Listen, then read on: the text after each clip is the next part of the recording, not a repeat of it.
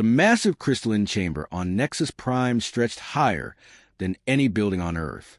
Ambassador June walked across the polished floor, his footsteps echoing in the vast space. His assistant Mira followed close behind, carrying the sealed documents that would decide humanity's future among the stars. Above them, 7 different alien species sat in their special viewing pods. Each pod was designed for different atmospheres and gravity levels. The insect-like Kithra made clicking sounds with their sharp mouths. The gas cloud beings called the Veil Collective shimmer with colors that meant they were amused. All of them looked down at the 2 humans, like adults watching small children play. For over 1,000 years, these 7 species had controlled the galaxy. They divided up planets, trade routes, and resources among themselves. They called it the Galactic Council, and they believed they had created perfect peace. June had been preparing for this moment his entire life. Humanity had only learned to travel between stars 40 years ago. Now they needed more room to grow. Earth was overcrowded, and the few colonies humans had built were not enough. They needed at least 14 star systems to give their people a proper future. Humans of Earth. A mechanical voice translated the alien words. It came from the largest alien, whose species called themselves a hegemon. We have looked at your request for 14 star systems. June stood straight and waited. He had expected this would not be easy. Around him, the chamber filled with strange sounds as the aliens communicated with each other. Some made musical tones, others flashlights, and a few released colored gases. You may have 2 systems, the hegemon finally announced. They are located at the edge of the galaxy. This is our final decision. Laughter filled the chamber. It sounded different from each species, but June understood what it meant. They thought humans were foolish for asking for more.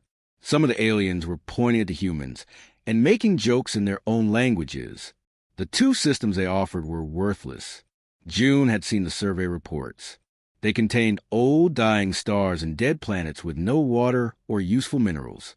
It would be like giving a starving family 2 empty bowls and calling a feast. Honor council members, June said, his voice carrying clearly across the huge space. Humanity's population is growing quickly.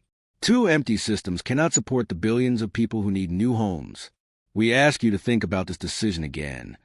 The ethereal prime, an ancient being made of living light, pulse with what looked like amusement. Your species has been in space for less than 50 years. Perhaps you should learn to manage what you already have before asking for more. More laughter echoed through the chamber. The aliens whispered among themselves, and June caught fragments of their translated words. Primitive, greedy, typical young species. Mira stepped closer to June and whispered, "The communication links are ready, sir." June nodded slightly. Everything was going exactly as they had predicted. The Council's response was so predictable that human strategists had planned for this exact scenario. "Very well," June said calmly. "We request 1 month to consider your generous offer." His voice carried no anger or disappointment. "We trust you will use that time to think carefully about the future galactic peace."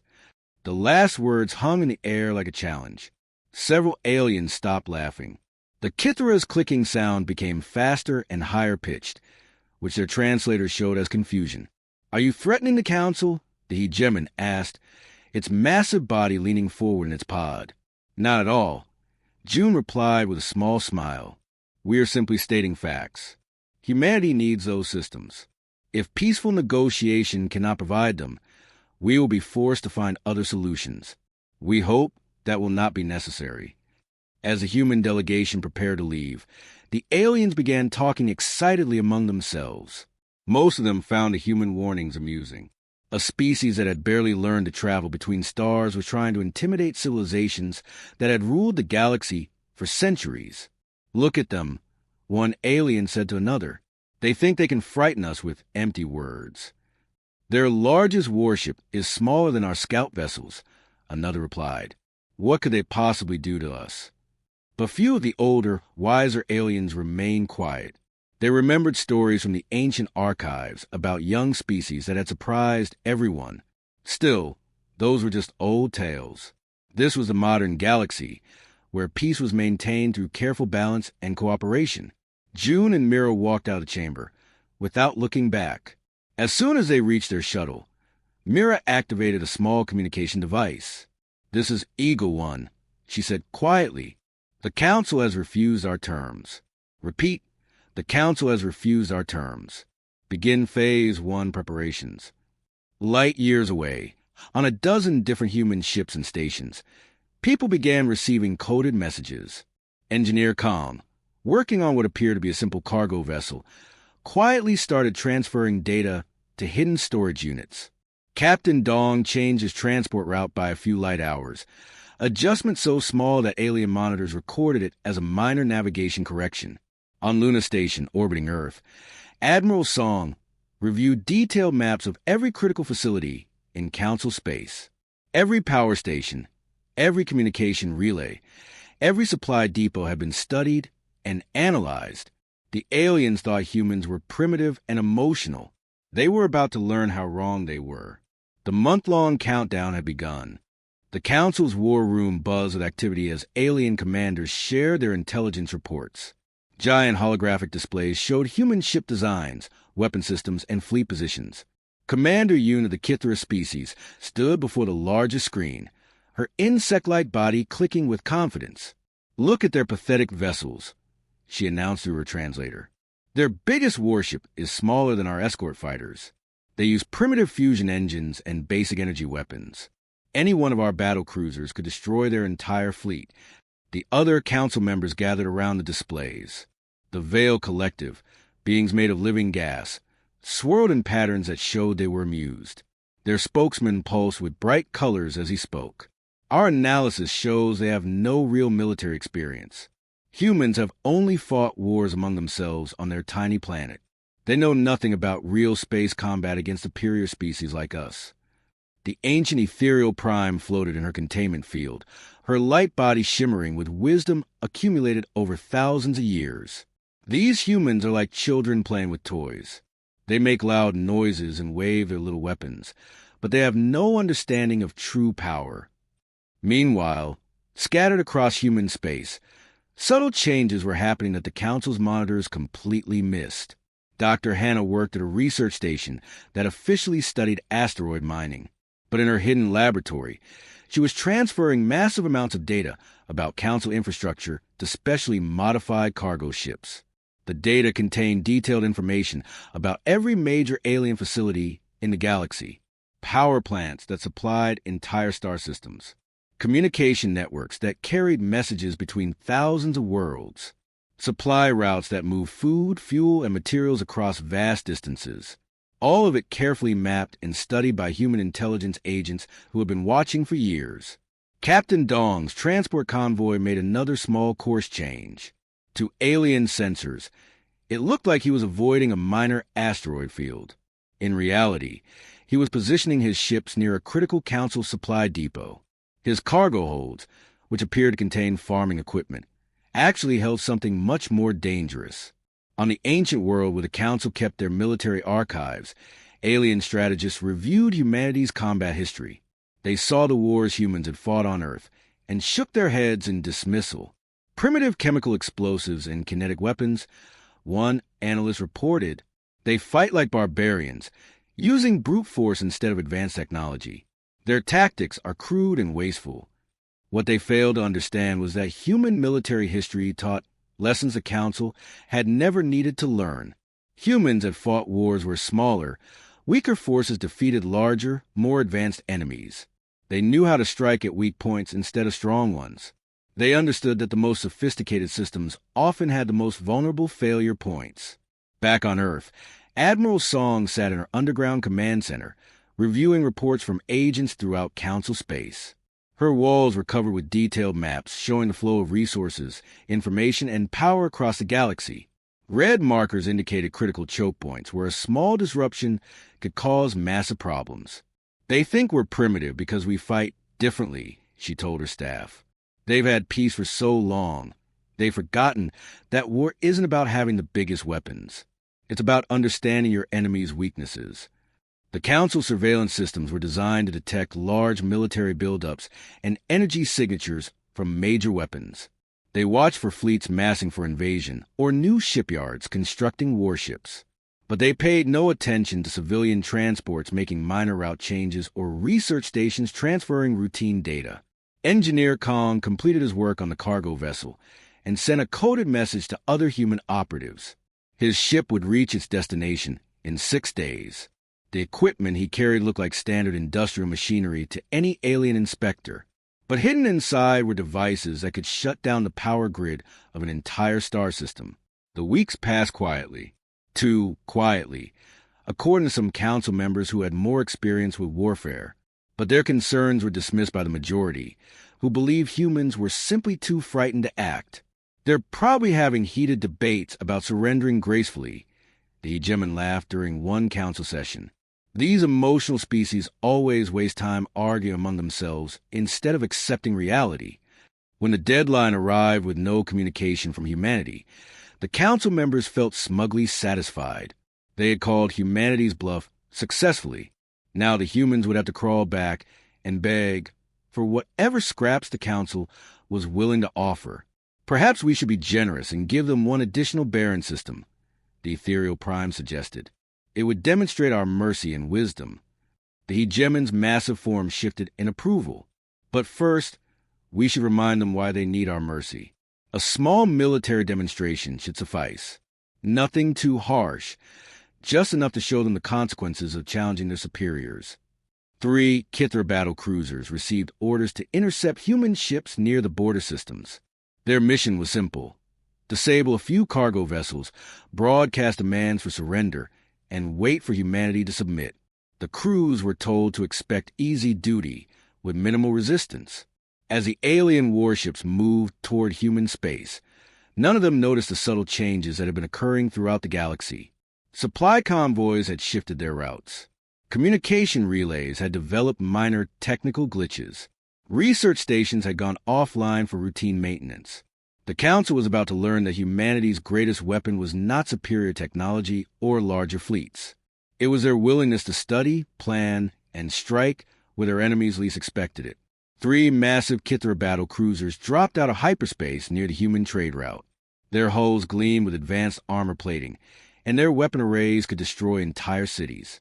Commander Zek felt confident as his ships moved to intercept 5 human cargo vessels that were traveling peacefully through the neutral zone.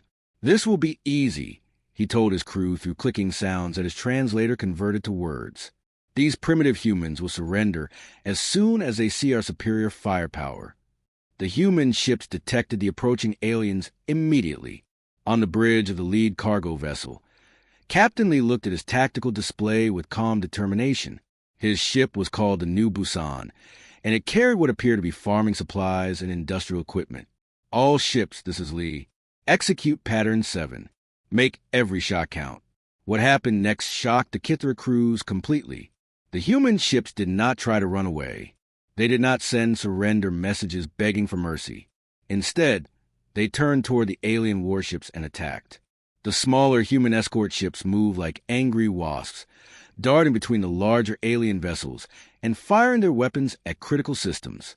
They used tactics that no civilized species would consider, ramming damaged enemy ships, coordinating suicide attacks, and targeting life support systems instead of weapons. Captain Lee's cargo ship accelerated directly toward the largest Kithra cruiser. The alien commander watched in disbelief as the massive human vessel smashed into his ship's engine section. The collision destroyed both vessels, but also crippled the aliens' ability to maneuver. "These humans fight like madmen," Zek shouted as his ship shook from multiple impacts. "They're willing to die just to damage us." Engineer Jean, working frantically in the damaged engine room of the New Soul, managed to broadcast the entire battle across human communication networks. Her message was simple but powerful. "Humanity will not bow down. We choose to fight." Her ship's power failed moments later, but the recording had already reached every human colony and outpost in the galaxy. The message spread quickly. The war had begun, and humanity would not surrender quietly. But the real surprise came 12 hours after the battle ended. While the Council celebrated their technical victory over the merchant raiders, emergency reports began flooding in from across their territory. On Kepler Station, a major mining operation that supplied raw materials to 17 different worlds, all the power systems suddenly failed. The facility's alien workers found themselves trapped in darkness, with life support running on emergency batteries. The Proxima communication array, which relayed messages between thousands of planets, exploded without warning.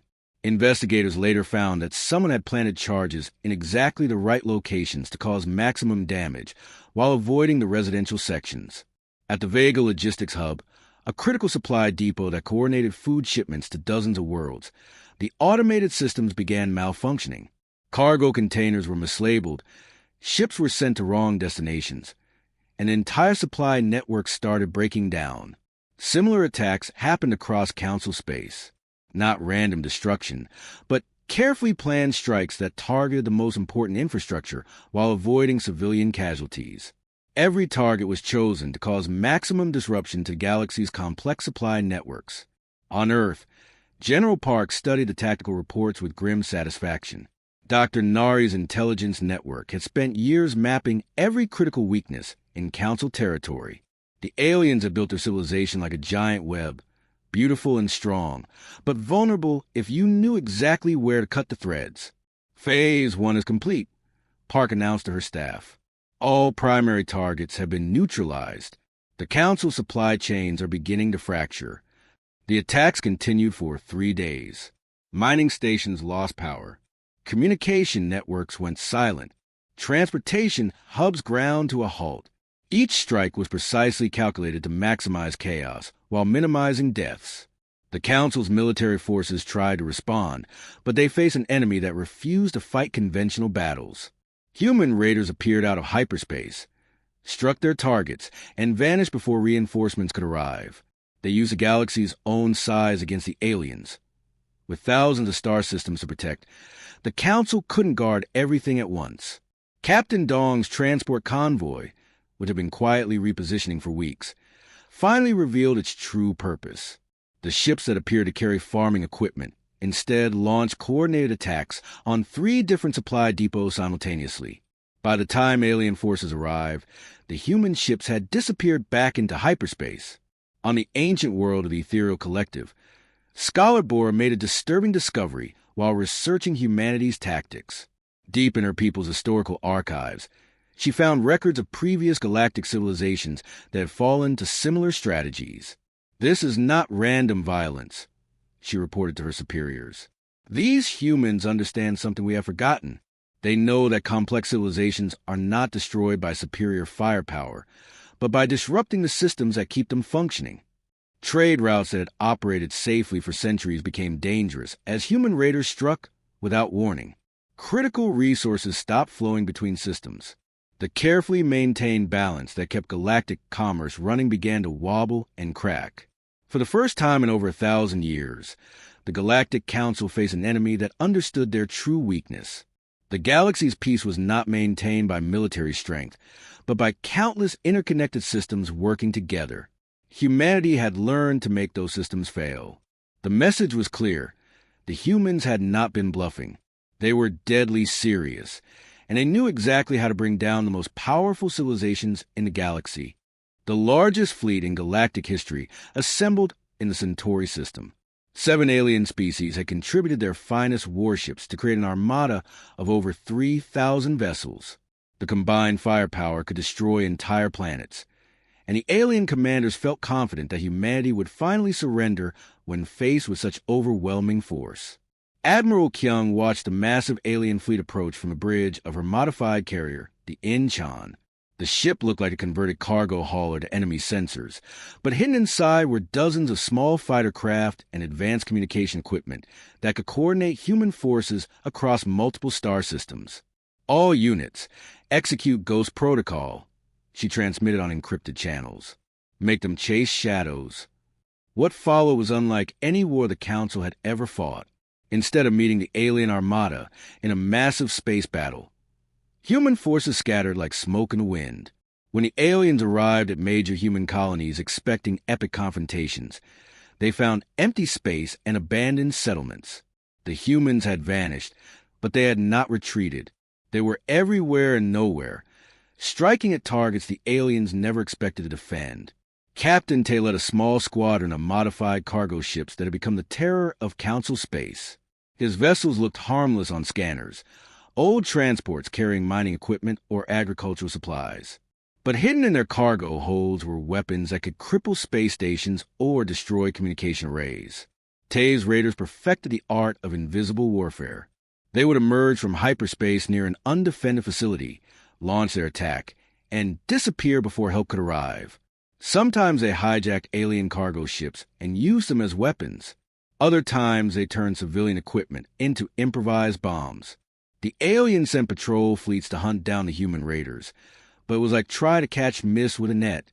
By the time alien forces arrived at an attack site, the humans were already light years away, planning their next strike.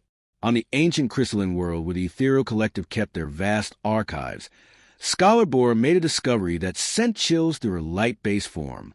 Deep in historical records that few beings had read for thousands of years, she found accounts of 3 previous galactic civilizations that had collapsed under similar circumstances. The pattern is always the same, she reported to Council in an emergency session. A younger species studies the established order and identifies critical failure points. They do not try to match our strength. Instead, they make our strength irrelevant. The hegemon's massive form shifted impatiently in his atmospheric pod. You speak of ancient history. This is the modern galaxy. Our technology and organization are far superior to anything that existed in those primitive times. But Bora's research revealed disturbing parallels. Each fallen civilization had believed itself invincible. Each had dismissed their eventual destroyers as primitive and unworthy of concern. Each had learned too late that complexity creates vulnerability. The galaxy's trade networks, built over centuries of peaceful cooperation, began to collapse under constant human attacks. Ships carrying food stopped traveling certain routes. Communication between worlds became unreliable. The economic systems that supported billions of beings started failing. The Kithero were the first to crack under the pressure. After losing 17 supply convoys in 2 weeks, they announced they were withdrawing their forces to protect their home systems. The insect-like aliens could not afford to lose more resources defending other species' territory. This is temporary.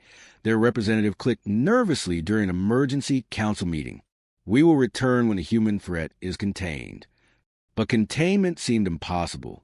Human raiders had studied galactic civilization for decades, learning every weakness and vulnerability. They struck at power plants that supplied entire star systems. They destroyed factories that produced critical equipment. They turned the galaxy's own infrastructure into weapons against its creators. Dr. Kong, now commanding a fleet of disguised human vessels, watched alien supply ships with cold calculation. His forces had learned to blend perfectly with civilian traffic, appearing on sensors as harmless merchants or research vessels until the moment they revealed their true nature. Target the water reclamation facility. He ordered his squadron, disable it but avoid casualties. We want them thirsty and desperate, not dead and martyred. The attack followed the same pattern that had become humanity's signature. Precise, devastating strikes that crippled infrastructure while minimizing loss of life. The aliens began to understand that humans were not trying to commit genocide. They were trying to force surrender by making normal life impossible. The Veil Collective abandoned the Alliance next, followed quickly by 2 other species. As each alien race prioritized protecting their own territory over collective defense, the Council's unity crumbled like a structure with its support beams removed. Admiral Song, monitoring the situation from Earth's hidden command center, saw exactly what she had hoped to see. The aliens were learning what human military history had taught long ago, that sometimes the most civilized response to unreasonable power was unreasonable resistance. Phase 3 is complete, she announced to her staff. The Council is fracturing as predicted. Each species is now more concerned with their own survival than maintaining their collective authority. On worlds throughout Council space, ordinary citizens began questioning their leaders' ability to protect them. If the mighty Galactic Council could not stop a handful of human raiders, what good was their 1,000-year reign of peace? The galaxy was learning a harsh lesson. Peace built on complacency and assumption was not really peace at all. It was simply the absence of anyone willing to test its foundations. Humanity had decided to conduct that test, and the results were shattering everything the aliens thought they knew about power and civilization. The Emergency Peace Conference took place on Harmony Station, a neutral diplomatic facility that had hosted successful negotiations for over 800 years. The station's elegant corridors, usually filled with confident alien diplomats celebrating another successful treaty, now echoed with nervous whispers and hurried footsteps. Ambassador June walked into the main conference chamber with the same calm confidence he had shown months earlier on Nexus Prime. But everything else had changed completely. The 7 alien species that once looked down on humanity with amused contempt now sat hunched in their atmospheric pods, their body language showing fear and desperation. The Kithara delegation clicked nervously among themselves. The Veil Collective's usual bright, confident colors had dimmed to worried grays and browns. Even the ancient ethereal Prime, whose species had ruled parts of the galaxy for thousands of years, flickered with uncertainty. The Galactic Council formally requests an immediate end to all hostilities, the hegemon announced. The words seemed to cause him physical pain as his translator converted them to human language. Behind June, Admiral Song stepped forward, wearing her military uniform. The fabric bore scorch marks from recent battles, and her calm expression showed no mercy for the aliens who had dismissed humanity so casually.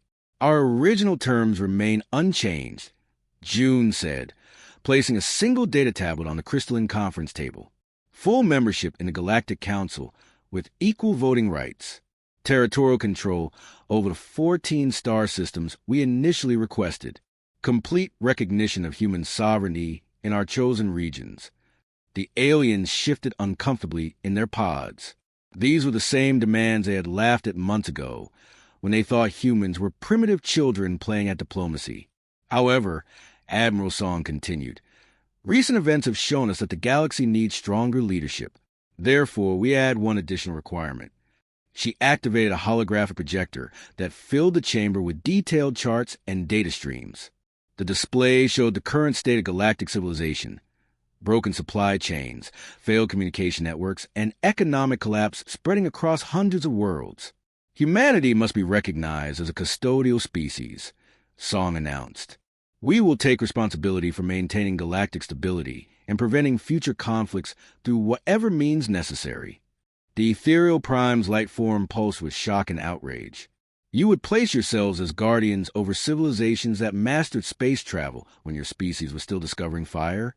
Dr. Kong, now wearing the insignia of humanity's chief scientific advisor, stepped beside the holographic display. Charts and graphs showed the intricate web of dependencies that kept galactic civilization functioning. Your peace was an illusion, he explained with clinical detachment. It existed only because no one bothered to test how fragile it really was. We have demonstrated that your 1,000-year reign was built on assumptions of continued cooperation, not actual strength. The data was undeniable. Human forces had crippled the galaxy's infrastructure using a tiny fraction of the resources the Council commanded. They had done it without advanced technology or massive fleets, only by understanding how complex systems could be made to fail. The question is not whether we are qualified to be guardians, June said quietly. The question is whether you can afford for us not to be. The negotiations lasted 3 days. The aliens argued, pleaded, and threatened by turns, but they had no leverage left. Their military forces had proven useless against enemies who refused to fight conventional battles. Their economic systems lay in ruins. Their member species were abandoning the alliance to protect their own interests. In the end, the Council had no choice but to accept humanity's demands. The formal signing ceremony took place in the same chamber where human representatives had once been mocked and dismissed. As the alien leaders reluctantly placed their signatures and biomarks on the treaty documents, Captain Lee's destroyer glided past the station's viewports alongside a Kithara cruiser. Both ships maintained perfect formation, a visible symbol of the new order taking shape.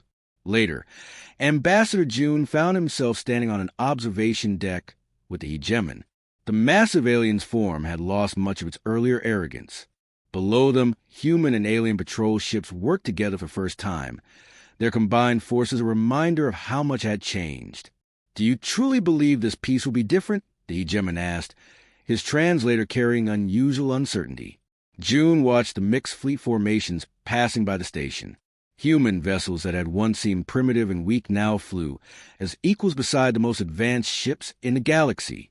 Peace is not a natural condition that maintains itself, he replied thoughtfully. It requires constant vigilance, careful maintenance, and sometimes the courage to break what is not working in order to build something better. The galaxy had entered a new era. Trade routes began reopening under human protection.